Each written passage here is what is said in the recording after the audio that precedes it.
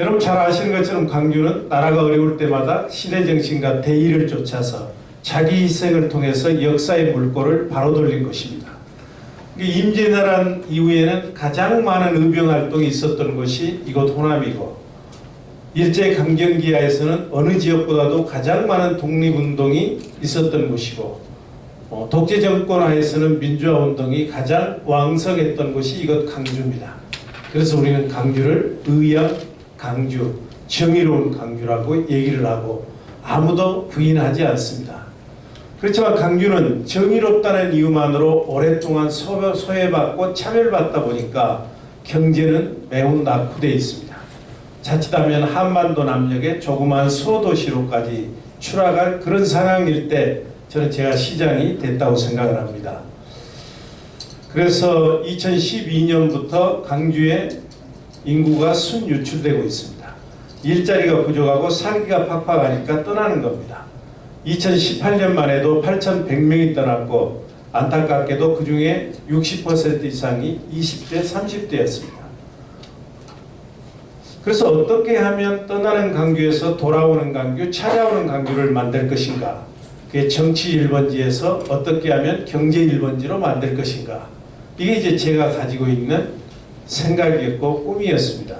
그래서 저는 시정 비전을 광주 대한민국의 미래로 이렇게 정하고, 시정 목표는 정의롭고 풍요로운 광주. 광주는 정의롭다는 이유만으로 잘 살아야 됩니다. 그리해야 역사가 교훈을 줄 수 있습니다. 그래서 저는 이 정의롭고 풍요로운 광주를 그러면 어떻게 만들 것이냐, 제가 제시한 것 두 가지입니다. 광주다움의 회복. 광주는 가장 광주다울 때 가장 아름답고 경쟁력이 있습니다. 이 세상의 모든 것이 그렇습니다. 자기다울 때 가장 아름답고 경쟁력이 있습니다. 코스모스는 코스모스답게 필 때, 장미는 장미답게 필 때, 그것이 서로를 모방하게 되면 이미 그 아름다움은 죽어버리는 것이죠. 그러면 광주다움은 뭐냐? 저는 그걸 한마디로 얘기하면 의양 광주의 정의로움, 예양 광주의 전통 문화예술, 위양 광주의 맛깔스러운 음식, 여기에 전라남도에 2,000여 개에 달하는 섬과 해안선, 이걸 융복합시켜서 상품화하고 브랜드화하고 산업화해야 거기에서 일자리가 나오고 지역경제가 활성화된다고 본 것입니다. 두 번째, 일자리 창출을 제시한 것은 일자리가 행복한 삶의 시작이고 우리 아이들의 미래이기 때문에 그렇습니다. 그래서 이런 정의롭고 풍요로운 광주를 달성하기 위해서 그럼 우리 3,800여 명의 공직자는 어떠한 가치를 가져야 될 것인가? 제가 제시한 게 세 가지입니다. 혁신, 소통, 청렴. 지금은 변화의 시대입니다. 변화하고 혁신하지 않으면 조직도 지자체도 국가도 살아남을 수가 없습니다. 소통은, 광주는 비교적 다른 도시에 비해서 분열과 갈등이 많은 도시입니다. 광주의 역량을 하나로 결집시키지 않으면 광주는 발전할 수가 없습니다. 소통은 광주의 역량을 결집시킨 것이고, 아무리 세상이 변해도 변하지 않는 것은 공직자는 청렴해야 한다. 공직자가 청렴해야 의사결정이 공정하고 투명하게 이루어질 수 있습니다. 혁신은 광주의 미래 먹거리를 위한 것이고, 소통은 광주의 역량을 결집시키기 위한 것이고, 그리고 청렴은 공직자의 본분이기 때문에 그렇습니다. 이러한 바탕 위에서 이제 저는 일을 하고 있는 것입니다. 그러면 광주를 대한민국의 미래로 만들 수 있을까? 정의롭고 풍요로운 광주 만들 수 있을까? 저는 가능하다고 생각을 합니다. 왜냐? 광주이기 때문에. 광주 시민들은 아주 특별한 DNA를 가지고 있습니다. 제가 보는 광주 시민들의 3대 DNA는, 우선 광주는 시대를 선도하려고 하는 소명의식이 있습니다. 두 번째는 문제를 보고 그냥 지나가지 못하는 문제를 해결하기 위한 강한 도전정신. 그리고 광주는 항상 현실에 만족하지 못하고 새로운 세상을 꿈꿨습니다. 새로운 세상을 꿈꾸는 상상력과 창의력, 이것이 지금 우리가 살고 있는 4차 산업혁명 시대에 가장 부합되는, 요구되는 시대정신입니다. 그래서 우리가 하나가 돼서 한마음 한뜻이 돼서 노력하면 얼마든지 달성할 수 있다, 이렇게 생각을 하면서 제가 지난 2년 동안에 해왔던 일들을 간단하게 한번 살펴보겠습니다. 우선 뭐니 해도 강주영 일절입니다. 이건 우리나라뿐만 아니라 세계적으로도 유례가 없는 사회 대통합형 노사 상생의 일자리입니다. 왜 그렇게 얘기를 하냐 하면,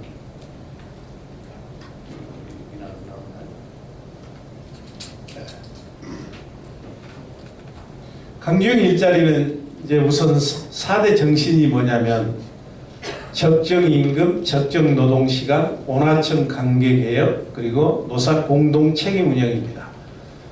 근데 지금 자동차 공장들의 평균 연봉이 보면 9천만 원이 넘습니다.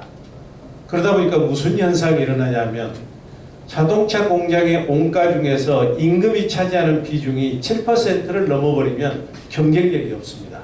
근데 우리나라 자동차 공장은 이렇게 높은 임금을 주다 보니까 15%, 14% 이렇게 되는 거예요. 그러니까 경쟁력이 없는 거예요. 그래서 1996년 이후 23년 동안 대한민국에서는 자동차 공장이 건설되지 않았습니다. 이익을 낼 수 없기 때문에 다 베트남으로, 동남아로, 중국으로 간 것이죠. 그럼 우리 강주영 일자리 사업, 지금 강주 글로벌 모터스라고 법인 이름을 지었는데 거기에 평균 연봉은 얼마냐? 초임 연봉이 3,500만 원입니다. 그러니까 9천만 원의 절반도 안 되는 것이죠. 이렇게 되면 인건비가 전체 원가에서 차지하는 비중이 한 5% 되는 거예요. 그게 경쟁력이 있는 것이죠. 그리고 3,500만 원이면 실은 강주의 초임치고 그렇게 낮은 것은 아니에요. 그렇지만 그분들이 비교할 때는 동종업체의 임금과 비교하면 낮은 것이죠. 그래서 기업에서 주는 임금은 3,500만 원이지만 중앙정부와 강주시가 별도로 사회적 임금을 준다는 겁니다. 그게 뭐냐면 노동자들이 가장 목돈이 들어가는 게 주택이잖아요. 그래 LH공사하고 얘기해서 행복주택을 제공해드립니다. 두 번째는 아이 낳으면 보육시설에 보내줘야 되잖아요. 그래서 여기에 어린이집이랄지 보육시설을 갖춰줍니다. 그리고 문화, 체육시설. 그리해서 임금은 3,500만 원을 받지만 삶의 질은 9천만 원 이상 받는 사람하고 비슷하게 맞춰주는 겁니다. 이렇게 되면 어떤 결과를 가져오느냐. 기업은 이제 원가가 낮아지기 때문에 수익성이 생기고 노동자는 일자리가 생기고 삶의 질이 높아지고 광주 경우에는 고용률이 올라가고 그래서 이거는 사회 대통합형 노사 상생의 일자리다 이렇게 얘기를 합니다. 근데 제가 얘기하면 매우 쉽게 들리고 좋아 보이잖아요.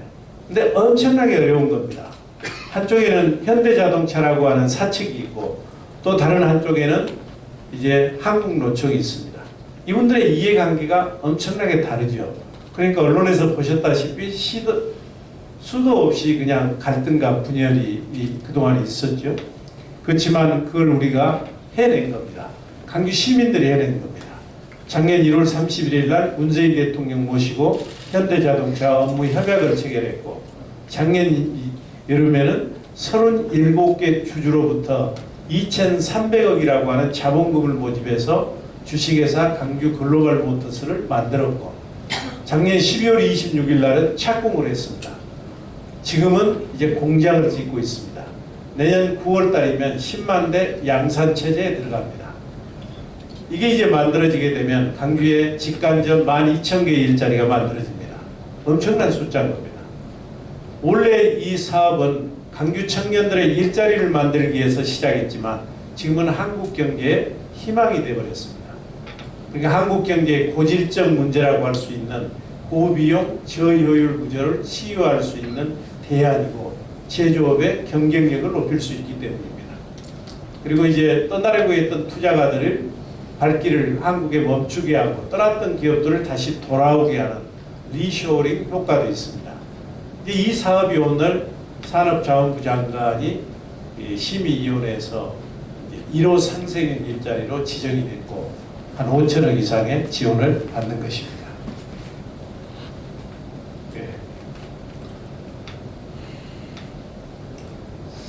두 번째는 이제 인공지능 클러스터입니다.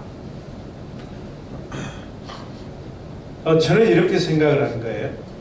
어떻게 하면 낙후된 강주가 앞선 도시들을 따라잡을 수 있을까?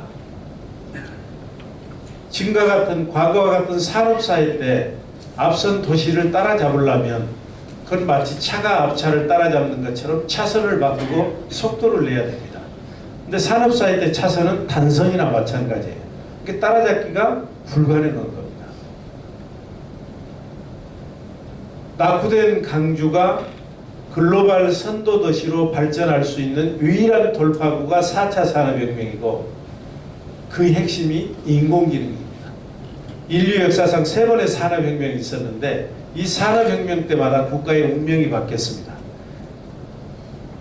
왜 그러냐면 산업혁명이라고 하는 것은 시대정신이나 가치 시스템이 철저하게 바뀌는 시대이기 때문에 꼴찌가 1등 될 수 있고 1등이 꼴등 될 수 있는 그런 시대입니다. 우리 하기에 따라 달라지는 겁니다. 저는 여기에 이제 착안을 했던 것입니다. 그런데 이제 기회가 왔습니다. 2018년 11월 달에 문재인 대통령께서 국가 균형 발전도 하고 경기도 살리겠다고 17개 광역자치단체로 하여금 예비 타당성 면제해 줄 테니까 하나씩 신청을 한 거예요. 다른 16개 지자체는 과거의 관행에 따라서 뭐 철도를 놓는다, 뭐 집을 짓는다, 그리고 다리를 놓는다 이런 SOC 사업을 신청할 때 여기에도 혁신이 필요하다, 기회가 왔다 해서 우리만 이제 인공지능 산업을 신청한 겁니다. 그래가지고 강주가 인공지능 집적단지, 클러스터 단지로 이제 결정이 됐습니다. 그래 이게 성공하려면 우선 예산이 있어야 되잖아요. 근데 5년 동안 4,116억 원, 10년 동안 1조 원의 돈이 옵니다. 그 다음에는 부지인데 부지는 첨단 3지구에 들어갑니다. 이게 이제 그게 원래 그린벨트였었거든요. 매우 어려워요. 그게 푸는 게.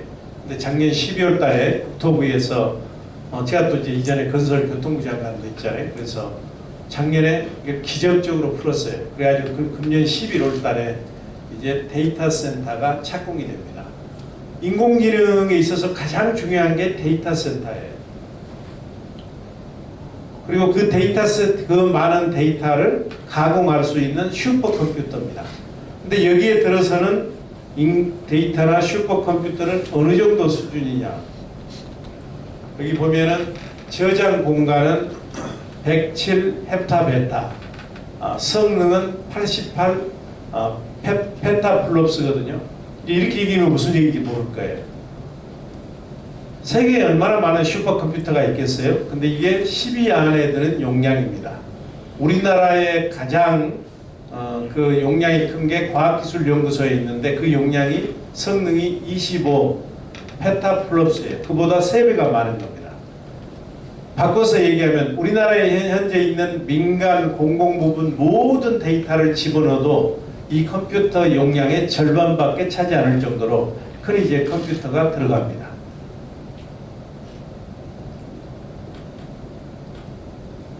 그 다음에 이제 중요한 게 인재입니다. 인재. 이제 제일 먼저 부딪히는 게 인재예요. 근데 인공지능 인재가 그렇게 많지가 않아요. 그래서 국내에서는 인공지능 포럼도 만들고, 그리고 국내에서는 비교적 인재가 있는 곳이 판교 테크노밸리예요.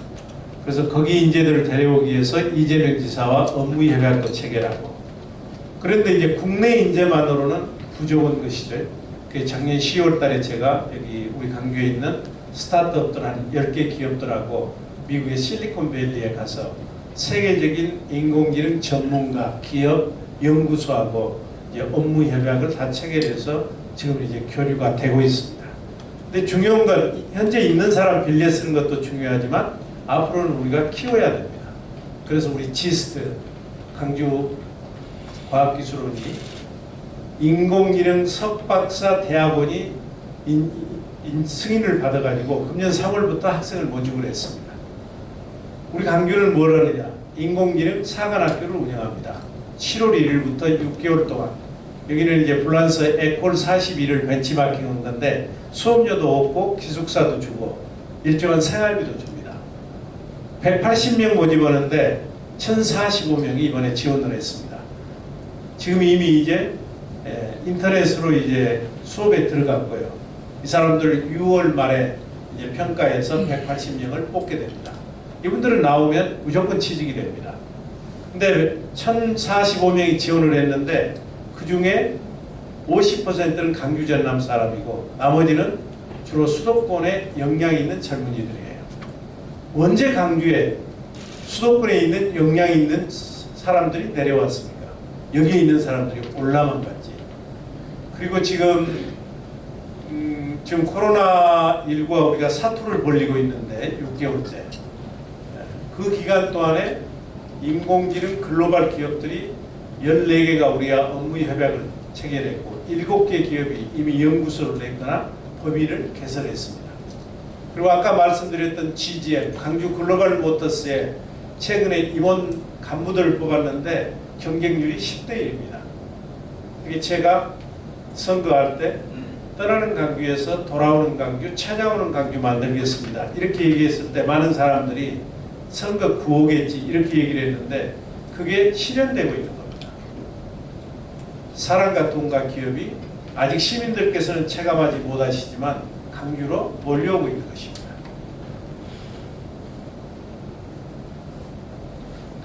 작년 안에는 세계 수영 뭐니 해도 세계 수영 선수권 대회죠. 이건 또 매우 어려운 여건이었습니다. 지났으니까 그렇지. 우선 첫 번째는 턱없이 적은 예산. 도저히 그 예산 가지고는 치를 수가 없었어요. 1,600억 원. 이거는 평창 동계올림픽 천당 개막식 예산보다도 더 적은 예산입니다. 근데 제가 와가지고 한 700억 정도 늘리기는 했지만 그래도 매우 적은 예산이에요. 그래서 우리가 저비용 고효율 대회였다 이렇게 얘기를 하는데요. 두 번째는 작년 세계 수영 선수권 대회 캐치프레이즈가 평화의 물결 속으로였거든요. 세계에서 유일하게 분단된 나라가 대한민국입니다. 그러니까 당연히 북한이 참가해야 의미도 살아나고 흥행이 되는 거예요. 근데 북한은 오늘 이 시간까지도 온다는 말도 없고 안 온다는 말도 없이 안 온 거예요. 그리고 세 번째는 그 나라에서 개최하면 흥행이 되려면 스타 선수가 있어야 되잖아요.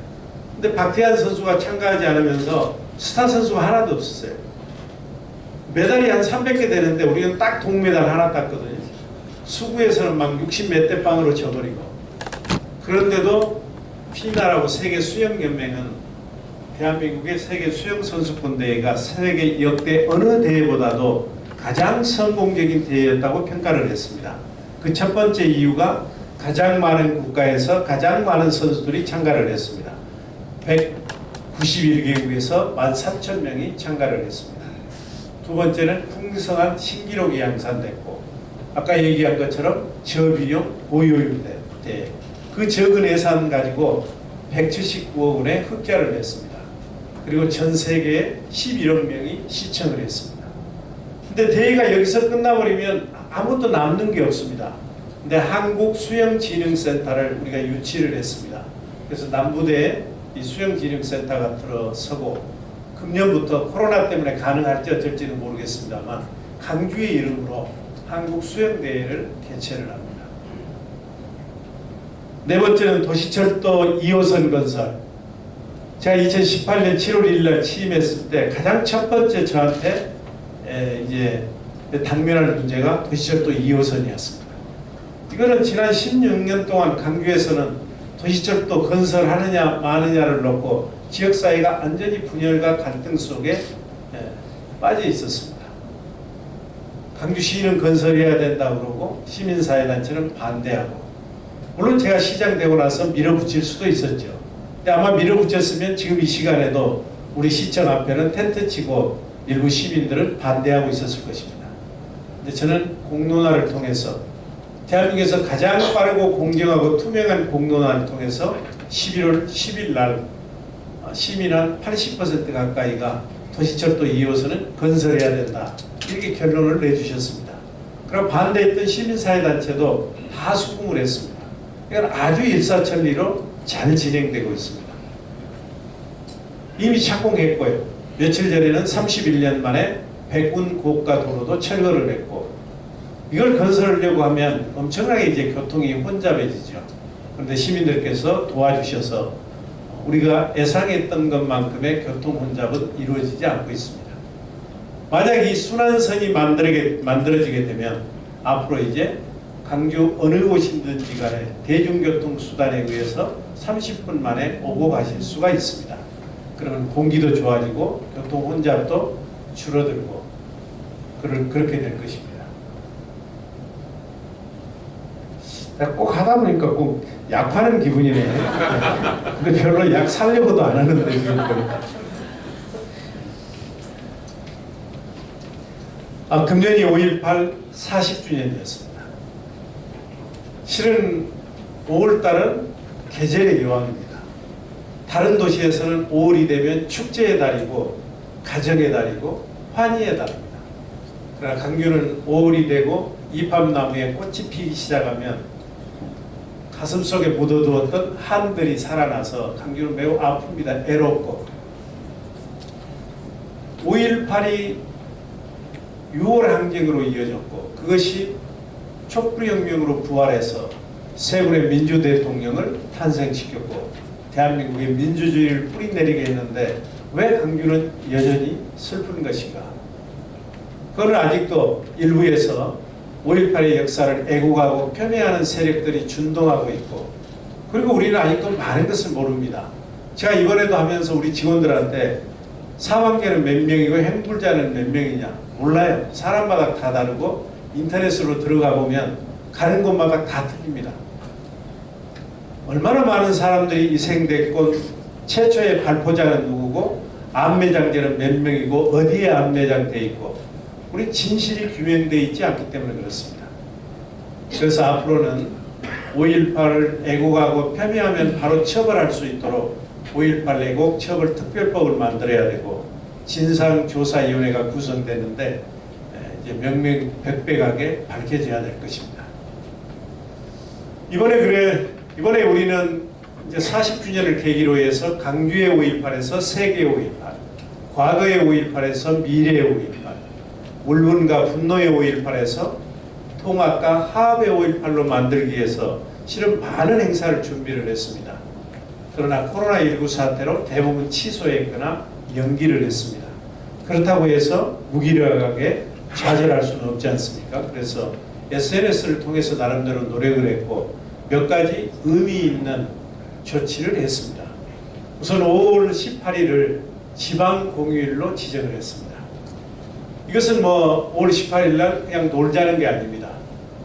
5월 18일 하루만이라도 영령들을 기리고 우리 아이들의 손잡고 가족들과 함께 5.18 사적지를 돌면서 5.18 정신을 계승하자는 겁니다.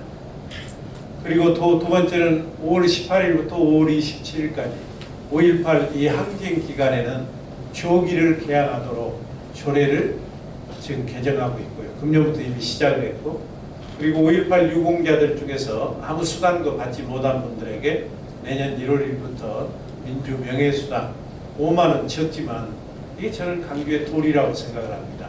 드리도록 했고요.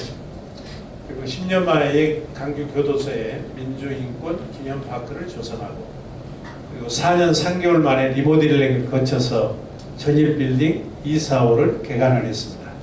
전일빌딩에 가보신 분도 계시겠습니다만 가면 과거의, 현재, 미래의 광주를 보실 수 있습니다. 원래는 전일빌딩이었잖아요. 근데 245를 붙인 건 다 아시겠습니다만 저걸 원래는 허물려고 그랬어요. 주차장으로 쓰기 위해서. 근데 허물려고 이렇게 건물을 보니까 헬기 총탄 자국이 있는데 그게 245기였습니다. 그리고 전일빌딩의 주소지가 금남로 245번지예요. 그래서 전일빌딩 245로 이름을 붙인 겁니다. 물론 그 이후에 총탄 자국은 더 발견이 됐지만 이제 그대로 가는 건데 어떤 기회 되시면 아이들과 함께 꼭 방문해 보실 것을 원합니다.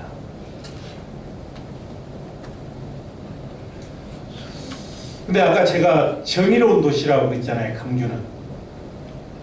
그러니까 양무 호남 시무국가 이건 충무공 이순신께서 호남이 없다면 없었더라면 대한민국은 없었을 것이다 그런 뜻 아니에요. 저는 이 양무 호남 시무국가는 여전히 유효한 명제다 이렇게 생각을 합니다. 그렇다면 과거에는 나라가 빼앗겼을 때 아니면 독재 정권으로 있을 때 민주화를 쟁취하고 나라를 구하는 것이 호남에게 주어진 과제였는데 지금은 나라를 빼앗길 일도 없고 독재 정권이 다시 들어올 일도 없잖아요. 그럼 뭐가 강주에게 주어진 소명이고 사명일까? 제 나름대로 지금 정리를 해보는 거예요. 저는 두 가지라고 봤어요. 하나는 강주가 대한민국의 경제를 살리는데 선도적 역할을 하는 것이다. 그래서 저는 한쪽에는 강주역 일자리, 다른 한쪽에는 인공지능 강주 만들기, 이 두 양 날개로 강주를 도약시켜서 대한민국의 경제를 이끄는 것이고, 다른 하나는 아이 낳아 키우기 좋은 강주를 만들어서 이걸 전국에 확산시키는 거라고 봤어요. 이게 매우 중요한 과제예요. 우리가 현재 인구가 유지되기 위해서 필요한 출산율을 대체 출산율이라고 합니다. 2.1명이에요. 그러니까 부부가 2.1명은 낳으면 현재 인구가 유지되는 거예요. 그러면 이보다 낮아지면 우리가 저출산 국가라고 얘기를 합니다. 근데 이제 출산율이 1.3명 이하면 초저출산 국가라고 얘기를 합니다. 우리가 이제 한 1.3명일 때 영국의 옥스퍼드 대학의 인구문제연구소에서 뭐라고 얘기를 분석을 했느냐. 세계에서 가장 먼저 인구가 사라질 나라로 대한민국을 꼽았습니다. 그러니까 인구 문제는 이 나라의 존립에 관한 문제예요. 매우 중요한 문제예요. 국가가 저출산 고령화 위원회라고 하는 걸 만들어서 운영해도 안 늘어나는 거예요. 1.3이던 게 지금 1 이하로 떨어졌습니다. 특히 우리 강주 학교 출산율은 금년 13분기 때 0.87명이에요.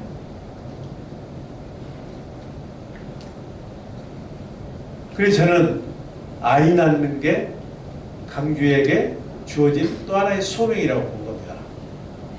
그래서 뭘 했냐. 내년 1월 1일부터 아이 하나 낳으면 580만 원을 드립니다. 둘째 하나 낳으면 630만 원을 드립니다. 셋째 하나 낳으면 680만 원을 드립니다. 한번 낳아보지 않으실래요? 어떻게 해서 그러냐. 첫째 낳으면 출산 축하금으로 100만 원 드리고 2년 동안 20만 원씩해서 480만 원 드립니다. 둘째 낳으면 출산 축하금을 100만 원에서 150만 원, 셋째 낳으면 200만 원을 드리는 겁니다. 모르겠어요. 이게 얼마나 효과가 있을지. 그래도 해보는 겁니다. 제가 1987년에 미국 유학을 갔는데 그때 가면 그 국가에서 한 970불 정도 줬어요. 사는 게 힘들죠. 유럽의 불란서 같은 데 유학 간 사람도 있어요. 근데 자기 나라 국민이 아니어도 불란서는 그때부터 아이를 낳으면 정부에서 상당히 돈을 줬어요. 불란서는 근데 결혼 않고 아이 낳는 사람들이 많습니다. 형도 아니고. 그러니까 이 사람들은 살다 힘들면 야 우리 애나 낳자 해서 한 돌 나면 그걸로 생활이 되는 거예요. 그 지금도 불란서의 출산율은 상당히 높습니다. 한번 해보는 겁니다. 그리고 전국 최초로 애가 있으면 어느 날 갑자기 시어머니가 돌아가셨다 아니면 어디 가야 된다 애 맡길 데가 없잖아요. 그래서 우리 강주시가 24시간 돌봄 서비스를 지금 하고 있습니다. 얘 데려오면 우리 강주시에서 봐주는 거예요. 또 어느 날 갑자기 우리 아이가 입원할 수도 있잖아요. 그렇다고 어머니나 아버지 중에 누가 휴가 쓸 수도 없잖아요. 휴가 쓴다 해도 제대로 얘한테 해주도 안 해요. 그래서 전문 보육사가 아이 책도 읽어주고 이야기도 해주고 약도 제때 먹여주고 입원아동 돌봄 서비스도 해주고 있고 애를 낳아야 될 거 아니에요. 그래서 난임 부부들에게 이 시설비가 엄청나게 비쌉니다. 정부에서 일부 해주고는 있지만 부족해요. 아니 제 며느리도 실제 그런 어려움을 겪어봤거든요. 그것도 이제 지원해드리고 그리고 산부인과 소아과 이제 병원도 점검을 할 것이고요. 아이 낳으면 이제 산후조리원이 또 매우 중요합니다. 이것도 갖추고 아이 하나 낳으면 그만큼 강주 경제가 살아나는 거예요. 그래서 1년에 한 8,000명 정도 애가 태어나는데 하여튼 이게 한번 같이 해보시게요.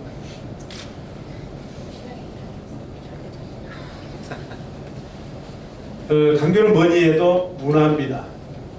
강주에서는 문화가 일자리고 밥이고 경제입니다. 문화 살리는 게 중요해요. 그래서 저는 대한민국 최초로 제가 문화경제부시장을 최초로 이제 만들었죠. 물론 성과는 다른 분야에 대해서 그렇게 많은 것은 아니에요. 근데 제가 아까도 얘기한 것처럼 광주는 가장 광주다울 때 경쟁력이 있고 아름답고 발전할 수 있다, 이런 말씀을 드렸잖아요. 근데 광주는 우리가 애양이라고 미양이라고 그러는데 그 대표 음식 하나도 없어요. 전주는 비빔밥, 춘천 막국수, 남원 추어탕 막 이렇게 나오는데도 광주는 뭐냐면 사람마다 다 달라요. 한정식을 얘기하는 사람도 있고 무슨 송경이 떡갈비를 얘기하시는 분도 있고 광주는 없다고 얘기한 분도 있어요. 왜 없냐고 물으면 제가 얻은 답 중에서 그래도 가장 괜찮은 답이 다 맛있으니까 정할 필요가 없다고 하더라고요. 그러면 발전이 안 되는 거예요. 그래서 제가 와서 이걸 전 국민을 대상으로 한 2년 동안, 그리고 이 요리사들도 다 참석시키고 시민들도 참석시키고 해가지고 7가지 대표 음식을 정했어요. 실은 여기 있는 것처럼 이거는 제가 정해온 게 아니고 상추튀김, 무등산 보리밥, 육전, 오리탕, 송경이, 향토갈비, 계절한식. 근데 7개나 정해놓으니까 이게 없는 거나 마찬가지더라고요. 그래서 매년 이달에 금년도 대표 음식 해서 하나씩 정하는데, 금년이 5.18 40주년이기 때문에 광주 주먹밥을 정했어요. 광주 주먹밥은 우선 스토리텔링이 되잖아요. 1980년 그 암울했던 시절에 독재 정권과 칼날 앞에서 시민들이 죽어갈 때 시장에 있는 아주머니들이 그냥 주먹밥 만들어서 준 거 아니에요. 근데 그때 주먹밥은 시간이 없으니까 이따만큼 크게 해가지고 막 했지만, 지금은 이제 스몰, 미디움, 라지 있고, 들어가는 것도 김치 주먹밥도 있고 불고기 주먹밥도 있고 참치 주먹밥도 있고 여러 가지 종류가 있어요. 제가 이제 송경리 그 역에 가보면 옛날에 뭐가 있었냐면, 뭐가 있었죠? 부산 오뎅집이 있었어요. 부산 오뎅. 이게 무슨 광주의 부산 오뎅집이냐 해가지고 작년 6월 달에 임대료 기한이 만료돼서 호레이로 상의해서 지금 우리 광주 주먹밥이 들어가 있어요. 한번 잡숴보세요. 시민들이 해주셔야 발전을 할 수 있는 것이죠. 그리고 광주는 애양이라고 그러는데, 제가 이제 중앙에서 한 30년 동안 공무원 생활하다가 여기 국회의원 한다고 2008년에 내려와서 18대 국회의원을 했잖아요. 우리 친구들이 내려오면 광주는 애양의 도시니까 판소리 들으러 가자, 창 들으러 가자 해도 갈 데가 없는 거예요. 왜 불란서에 가면 비가 오나 눈이 오나 365일 몽마르트 언덕에 불황구주를 볼 수 있는데 왜 광주는 그런 게 없느냐는 얘기예요. 그래서 그때부터 만들기 시작해서 상무지구에 국악 상설 공연장을 만들었습니다. 여기도 비가 오나 눈이 오나 일요일 월요일만 빼고 매일 5시에 가면 국악을 보실 수 있습니다. 한 60분짜리. 중요한 건 돈도 안 받아요 지금. 근데 안타깝게도 코로나 때문에 2, 3, 4, 5 지금 안 하다가 아마 지금은 하고 있을 거예요. 오늘 신문에 났는데 거기에 상무시민공원에 지금 한전이 80억을 들여서 에너지파크를 만듭니다. 이제 거기에 내년 7월 달에 끝나게 되면 거기 물도 있고 괜찮을 거예요. 아주 명소가 될 수 있다. 저는 그렇게 생각을 합니다. 또 하나는 전주에 가면 한옥마을에 수많은 사람들이 오거든요. 근데 우리는 그런 마을이 없어요. 그래서 충효동에 생태문화마을, 동명동에 문화마을을 만들고 있습니다. 이미 너무 많은 그 건물이나 이런 게 들어서 있기 때문에 생태마을은 다르고요. 어려움은 있지만 이것도 괜찮을 거예요. 그리고 오늘 제가 이제 그 세종시에서 차 타고 오면서 보니까 톨게이트에 그 무등의 빛이라고 하는 간문형 홀리를 설치해 놨는데 오늘 잘 안 보이던데, 이것도 한번 보신 분 계시죠? 괜찮으면 그것도 괜찮을 거예요. 강규다움을 알리는데.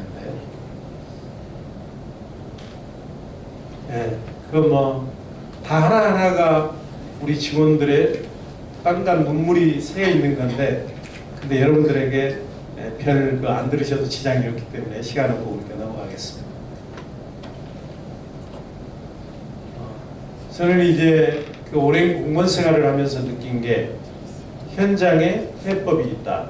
백문이 불여일견이다. 이렇게 생각을 합니다. 그래서 제가 적어도 한 달에 한 번은 어려움을 겪고 있는 현장을 찾아서 그 현장에서 문제를 해결해 드리고 있습니다. 현장 경청 투어, 경청의 날이라 해서 지금까지 한 37번 정도 간 적이 있는데요.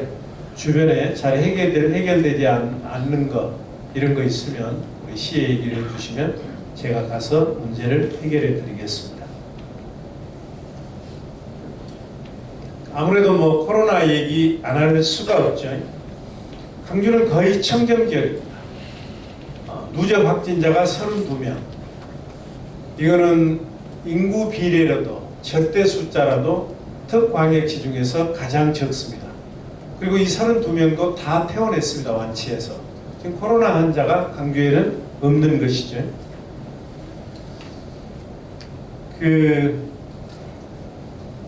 이제 어떤 분은 그렇게 얘기를 합니다. 이 시장이 운은 있다고, 운이 좋아서 그렇다는 얘기겠죠. 근데 이 세상에 그냥 노력 없이 찾아오는 운이 별로 없습니다.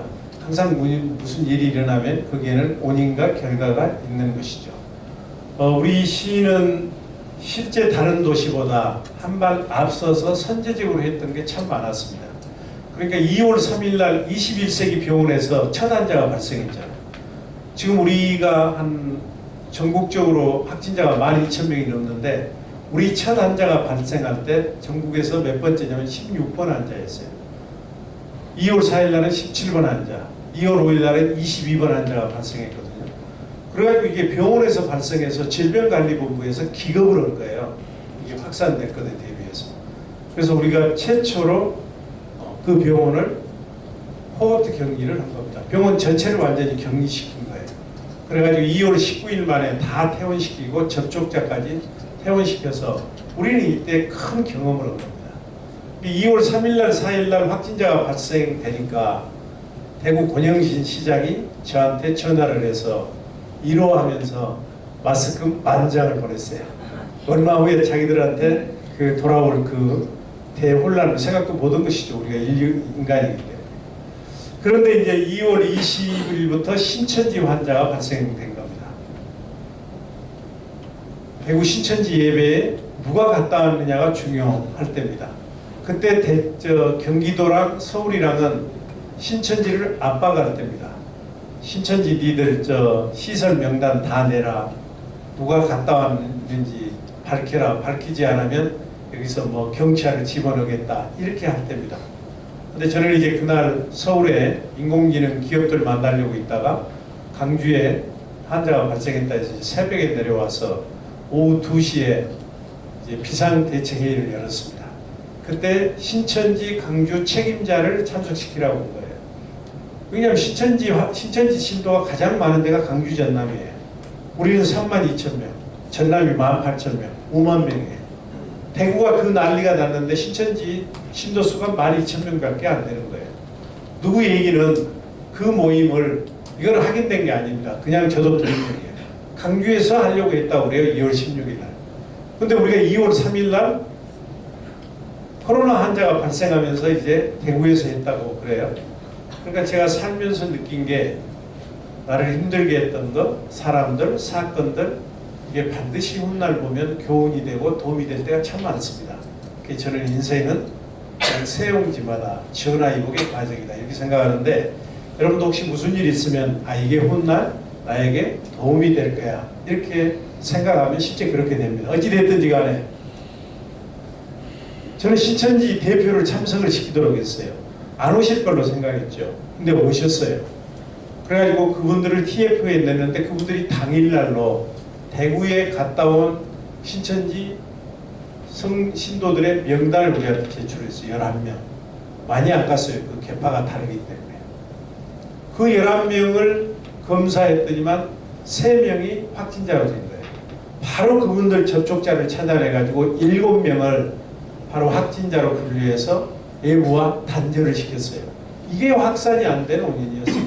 다른 도시들이 막 그거 가지고 오늘 열쇠로 장군의 폐쇄안에 얹히고 막 싸울 때 제가 그렇게 했더니만 일부에서 이용섭이가 선거 때 신천지 아마 도움받았는가 보네. 신천지 교인인가? 이런 막 얘기도 일부 이 카페에서 돌았었습니다.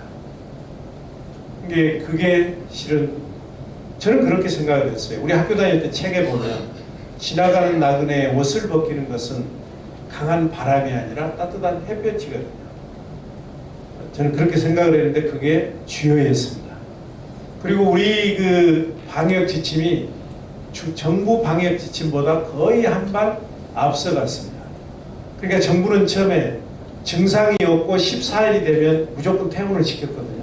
근데 그때부터 우리는 14일이 되면 2번 검사해서 음성이 될 때만 퇴원을 시켰는데 이렇게 해가지고 발견된 사람이 4명이었어요.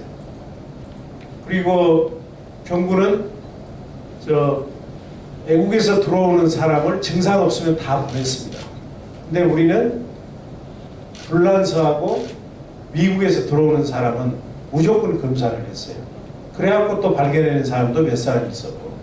근데 이분들을 그렇게 해놓다 보니까 이분들이 뭐 그동안에 막 슈퍼도 다니고 가족도 만나고 그럼 거기 다 문 닫아야 되고 가족들까지 격리시키고 그러잖아요. 그 정부가 안 할 때 우리는 외국에서 들어오는 모든 사람을 일체 집으로 못 가게 하고 소방학교 생활관으로 보냈어요. 그래갖고 바로 검체해서 양성 나오면 병원으로 보내고 음성 나오면 집에 가서 14일간 격리하고 그러니까 환자가 나와도 전파가 안 되는 겁니다. 이런 과정을 많이 겪었다는 말씀을 했다는 말씀을 드리고요. 또 하나 많은 분들이 코로나19 사태를 얘기하면서 강주가 청정이면서도 모범적이었다 이런 얘기를 합니다. 그때 얘기하는 게 지난 3월 1일 날 3.1절 101주년이 되는 날 제가 43개 시민사회단체와 강주시가 대구의 환자들을 받아 치료하겠습니다. 이렇게 선언을 했습니다. 나눔과 연대의 강주 정신을 실천한 것이죠. 제가 이렇게 했던 것은 이때 대구에는 확진자가 2,600명을 넘어섰습니다. 근데 그 중에 1,600명이 병원이 없어가지고 집에서 기다리고 있었어요. 근데 1980년 5월 달에 그 어려웠던 시절에 강주가 그래도 버틸 수 있었던 것은 나눔의 따뜻한 손길이 있었기 때문입니다. 그래서 이때 강주가 나서야 될 때다 이런 생각이 들었는데 이게 이제 저야 뭐 강주 시민들을 먼저 보호하는 게 제 의무잖아요. 그래서 저 혼자 하기에는 솔직히 부담이 됐어요. 그래서 시민사회단체한테 제 뜻을 얘기했더니만 43개 단체가 그 다음날 합류를 해서 했습니다. 그때가 이제 이재명 지사랑이 대구의 경증 환자를 못 받겠다 할 때였습니다. 그러니까 어느 도시도 선뜻 손을 내밀지 않을 때 우리가 병상연대를 지원하면서 이 나눔과 연대의 이 운동이 전국으로 확산됐고 그래서 저는 강주 시민들의 자존심을 세워드렸다 이렇게 생각을 하고요. 그래서 많이도 안 왔어요. 30명 와가지고 다 치료해서 퇴원했는데 처음에 와가지고 4가족이 왔어요. 4가족이 부부간하고 거기는 뭐 엄청 많이 간염이 됐을 때 아들하고 딸하고.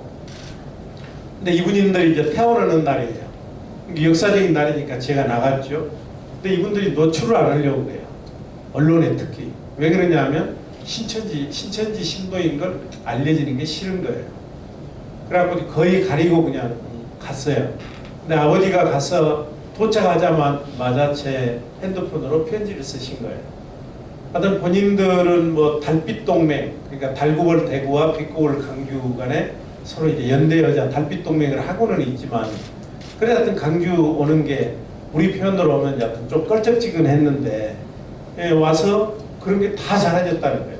간호원들이나 시민들이 너무 친절하게 해주고, 그리고 이제 식구가 다 와서 한 방 썼거든요. 그러니까 어디 하와이나 제주도 여행 왔다 간 기분입니다 하면서 너무너무 고맙다 하면서 마지막에 추신해가지고 시장님, 우리 아들이 강주에서 살고 싶답니다 이렇게 썼어요. 그게 이제 언론에 보도도 되고 그랬는데 어찌됐든 그렇게 왔다 가신 분들이 성주 참여를 많이 보내줘가지고 소방학교에 있는 간호원들이나 의료진들이 금년에 참여 많이 잡수셨어요. 이건 이제 제가 오늘 좀 얘기를 하려고 했는데, 지난 11일 날 우리 강주에 거주하는 중학생 한 명하고 고등학생 한 명이 코로나 확진자로 이게 양성 판정이 났어요. 대강 중학교하고 어느 요거죠? 요건데. 근데 이분들이 우리 서강병원에서 검사를 해서 검체를 해서 그걸 경기도에 있는 민간 검사 기관에 보냈는데 그게 양성으로 나온 겁니다. 그러니까 이게 딱 이제 양성이 되는 거예요. 병원에 입원하고 그 두 학교의 학생들 다 검사해야 되고 접촉자 다 검사해야 되고. 그런데 이게 아무래도 이게 좀 이상한 면이 있고 그래서 우리 보건환경연구원에 의뢰해서 했는데 음성으로 나온 거예요. 근데 이분들은 이 두 학생은 뭐 애국에 갔다 온 것도 아니고 서울을 갔다 온 것도 아니에요. 그런데 이게 나오니까 질병관리본부에서 바로 그 역학검사관 2명을 강주에 파견을 한 거예요. 그래서 그분들한테 얘기를 해도 일단 양성이 나왔기 때문에 양성으로 분리를 해야 된다는 거예요. 근데 강주가 4월 1일 이후로 지금 확진자가 하나도 없는데 한 사람이라도 이게 나오면 시민들의 불안감도 커지고 골목상점도 장사도 안 되고 또 여러 가지 문제가 있거든요. 제가 안 잊혀서 전남대 조선대 병원에 입원을 시키면서 전남대 조선대 병원에서 다시 한번 해보도록 하고 강주 보건환경연구원에 다시 하도록 했어요. 그런데 두 군데 다 음성이 나오는 거예요. 그러니까 이제 저는 확신이 쓴 거죠. 여기는 보건환경연구원만 해도 10,000명 이상을 검사한 거예요. 이게 완전히 전문가예요. 보건소도 검체를 수도 없이 했고. 이게 뭔가 문제가 있다 해서 마지막 날 13일 날 또 전남대병원하고 조선대병원하고 또 그 검사를 해보도록 한 거예요. 그게 음성 나온 거예요. 그래서 이걸 가지고 이거는 분명히 검사했던 기간에 문제가 있다.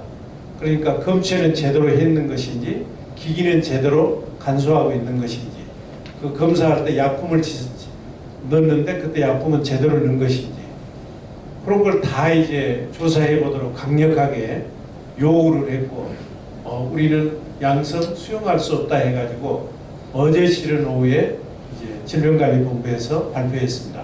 가짜 양성이다, 음성이다 해가지고 학생들 다 퇴원시키고 그리고 이제 계약도 했습니다. 계약도 했고 결론은 이제 경기도에 있는 그 검사 기관에서 소홀히 단련 해가지고 검사할 때 이게 혼합이 돼서 제대로 관리가 안 된 것도 같다 했고 전국적으로 이걸 계기로 해서 질병관리본부가 검사기관들 다 지금 점검을 하고 있습니다. 그러니까 이건 우리가 줄기차게 끈기차게 노력해서 두 가지 성과를 올린 거예요.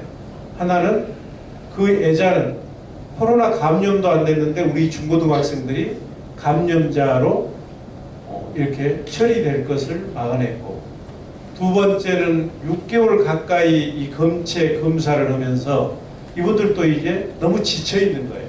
그러다 보니까 제대로 질 관리가 안 된 겁니다.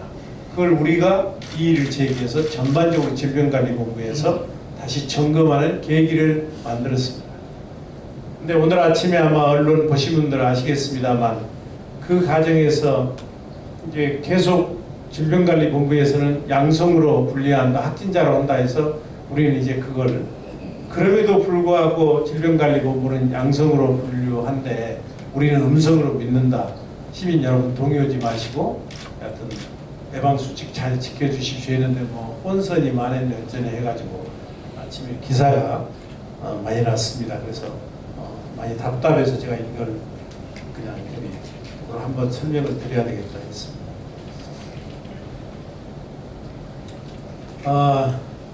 이제 문제는 지역경제가 죽어가고 있다는 겁니다. 재래시장, 골목상권, 자영사업자들이 매우 어렵습니다.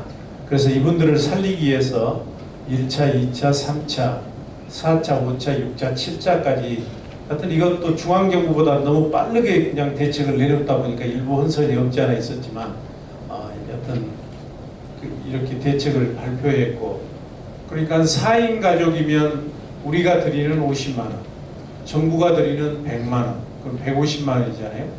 그리고 이제 코로나19로 인해서 장사가 안 된 분들은 또 150만 원을 거기서 추가로 받을 수가 있습니다.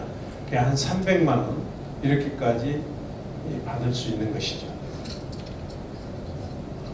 그 지난 6월 5일 날 우리 빅그린 국가산단, 그리고 남구에 있는 에너지밸리 일반산단과 도시첨단 국가산단, 그리고 우리 인공지능 집적단지가 들어가는 첨단 3지구, 이게 경제자유구역으로 처음으로 강주가 지정이 됐습니다. 경제자유구역으로 지정되면 세금 감면도 되고 진입도로도 내주고 규제도 이제 완화되고, 그래서 외국인 투자도 유치할 수 있고 이렇게 되는 것이죠. 여기 일자리가 57,000개. 과거에는 어찌 보면 이 짧은 기간 동안에 상상할 수 없는 일들이 일어나고 있는 겁니다. 여기에 오늘은 대한민국 제1호 상생형 일자리, 지역 일자리로 지정되고, 그리고 인공지능 복합단지로 지정되고, 그리고 빅그린 국가산단에는 강주형 일자리 사업이 들어서고, 이런 게 아마 시너지 효과를 내기 시작하면 이제 그때는 강주가 많이 달라질 것이다. 그렇게 저는 믿습니다. 시간이 다 됐네요. 요 뒤에는 지금까지 했던 것이고요. 이 뒤에는 뭐 그냥 넘어갈게요. 아마 이제 인류의 삶의 방식이 코로나 이전과 이후에 크게 달라질 것입니다. 앞으로는 국가나 도시를 선택하는 가장 중요한 기준이 저는 안전이라고 생각을 합니다. 감염병으로부터 안전, 자연재해로부터 안전, 테러로부터의 안전, 교통사고로부터 안전.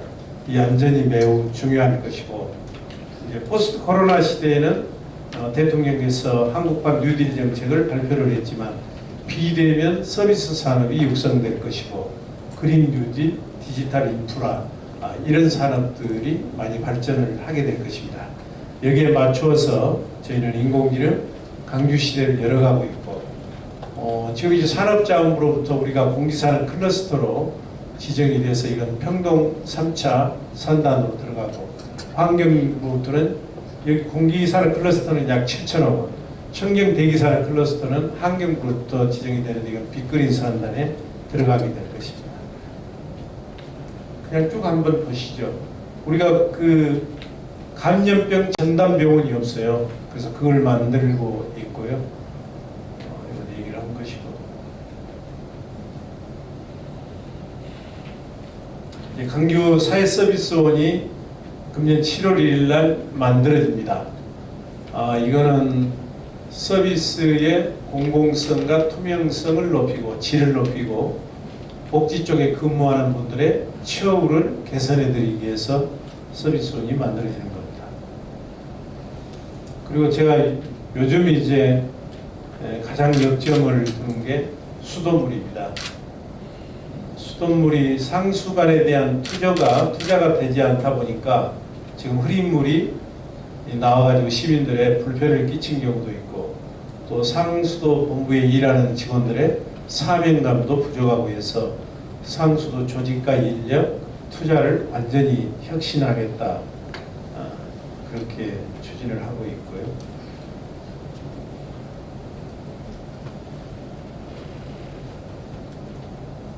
송정역에 가면 제일 불편한 게 주차잖아요.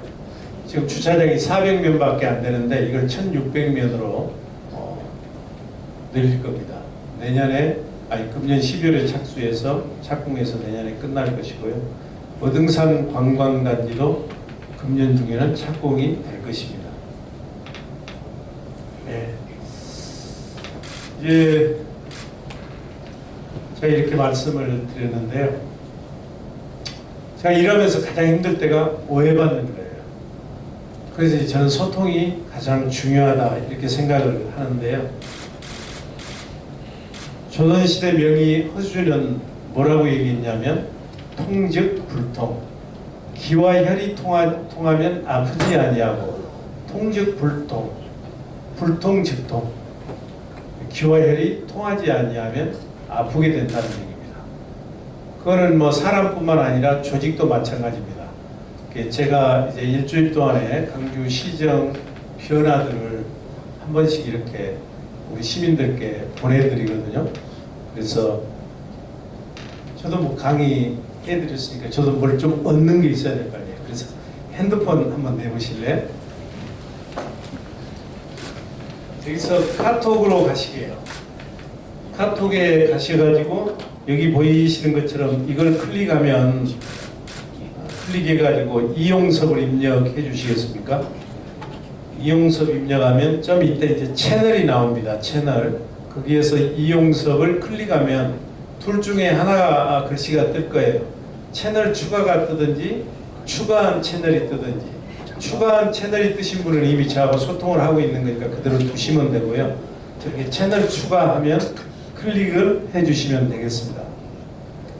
몇 분 하셨는지 여기 그대로 숫자가 나오거든요. 됩니까? 예, 장시간 동안 제가 두서없이 말씀드렸는데도 불구하고 끝까지 경청해 주신 여러분께 진심으로 감사드리고요. 다시 한번 우리 김선남 사인님께 고맙다는 말씀 드리겠습니다. 감사합니다.